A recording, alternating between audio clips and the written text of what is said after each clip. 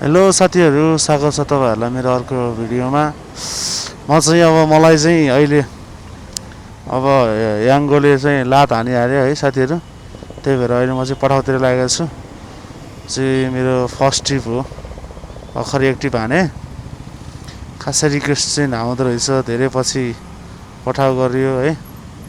अनि अब पठाउ हान्दैछु म चाहिँ। आएँ फेरि कतातिरको एउटा 87 जानुपर्ने, जानु पऱ्यो नि त। अब के गर्नु, फर्स्ट सेकेन्ड राइड आयो मेरो चाहिँ बौद्ध पिपल बोर्ड जानुपर्ने रहेछ। त्यही हो साथीहरू। अब याङ्गोले लात हाने पछाडि यहाँ यसमा आएको छु। यसमा त ठिकै रहेछ। जस अहिले चाहिँ 10 जतिको जहाँको टिप हाने पनि 10 रुपियाँ मात्रै काट्ने रहेछ पठाउमा। अनि ठिकै छ अहिले, जस राम्रै गरिरहेको छ। अब हुन त याङ्गो गरिरहेको पानीमा यो त खासै नहुने रहेछ, तै पनि राम्रै छ भनौँ। त्यही हो गाइस।